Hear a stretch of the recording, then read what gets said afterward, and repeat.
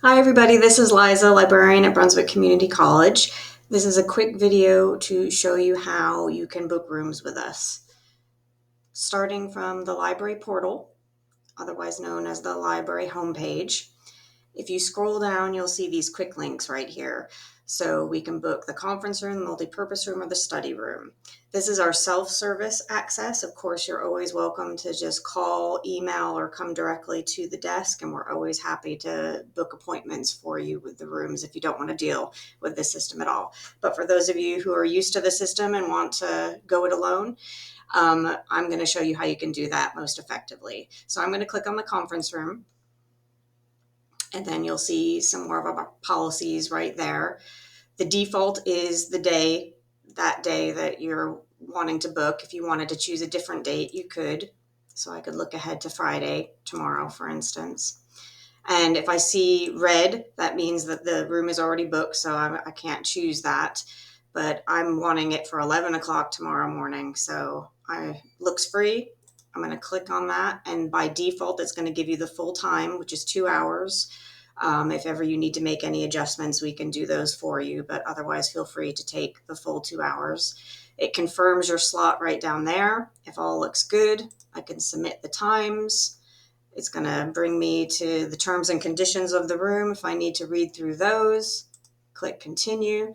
And then it's going to ask me to fill out this quick form. So bear with me as I type. I'm not an early college student. Remember, if you are an early college student, the conference room is the only place where multiple early college students can be. If you wanted to use one of our study rooms, that has to be one early college student per room. I'm not a CCP student, and I'm just going to be all by myself in the conference room tomorrow, and it's for my personal comfort. So I'm going to submit my booking. I get a confirmation screen, and then I've got my email open over here, and there we see my confirmation email has appeared.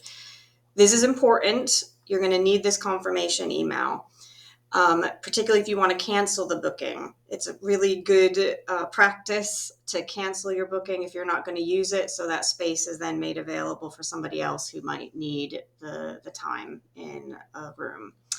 But it's also important because it gives you this check-in code, and you really do need to check in for these rooms. You have to make sure that you check in within 30 minutes rather of your booking. So from your start time that you've set up, and I set up for 11, I need to make sure that I check in before 11:30 tomorrow morning. Otherwise, it is going to boot me out of the system, and I can only check in up to 5 minutes before 11. Okay. So if I miss my window, it's going to boot me out of the system, and that space is going to become available.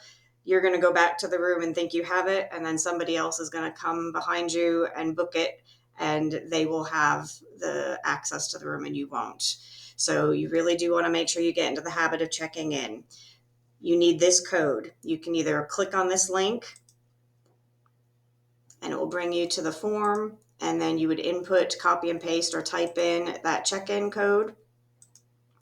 And I'll show you what it does. If I try and check in early, say too early, right? You have to wait and check in when it's closer to the time. So you can do through that link, you can scan the QR code that's available on the doors to each room.